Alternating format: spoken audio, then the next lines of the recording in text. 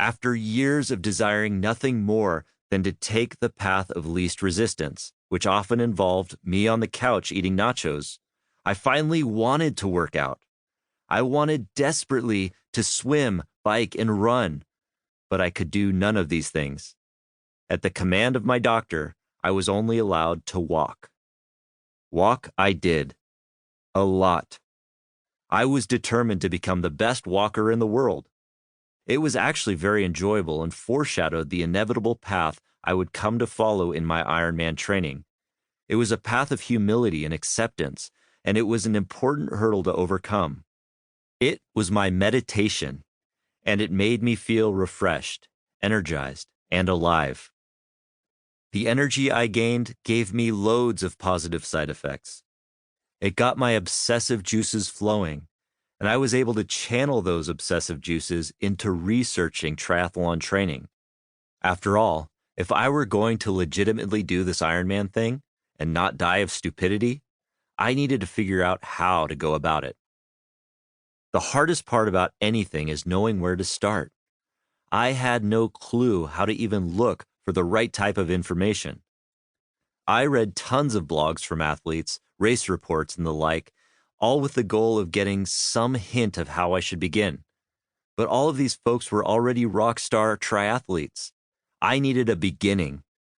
I started digging deeper, learning the stories of successful Ironman athletes to whom I could relate, and trying to dissect how those people did it. I started with YouTube, watching videos of old Ironman World Championships to find those unicorn stories. I worked my way backward from the race the previous year, 2012, and just absorbed the stories. Professional triathletes and amateurs, also known as age groupers, alike, trying to find some glimmer that these athletes were once human and not just genetic wonders. I hoped to model their growth instead of killing myself to achieve some unrealistic goal. I kept searching until I stumbled upon a defining event in the history of Ironman: the Iron War. The Iron War between Dave Scott and Mark Allen in the 1989 Ironman World Championship is arguably the most notable event in triathlon history. For many years, Mark Allen was chasing an elusive victory at the iconic race, yet he repeatedly fell apart and lost. Meanwhile, Dave Scott dominated, winning 6 world championships throughout the 80s. Until 1989. Allen made some changes to his training the year leading up to the Hawaii Ironman in 1989, and he was ready to face Scott once again. This time, Allen did not fade. For the entire race, Allen stayed with Scott as they battled for the lead.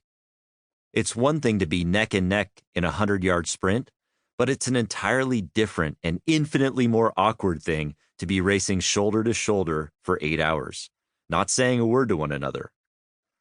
The tension could be cut with a knife, and the result was an exciting climax late in the race. Allen matched Scott step for step on the run until something magical happened with less than 5 kilometers left to go. Allen broke away, and Scott could not catch him. Allen won. He finally defeated his Goliath. Mark Allen went on to win 5 more Ironman World Championships before hanging up his Oakleys in the mid-90s. What was it that so dramatically changed about Allen's training that took him from falling apart to breaking an Ironman record and becoming a repeat champion 5 more times? Did Allen discover some secret formula that allowed him to turn his fitness around? If so, was this a formula that a mere mortal like myself could employ? It turns out the secret was absurdly simple. He slowed down.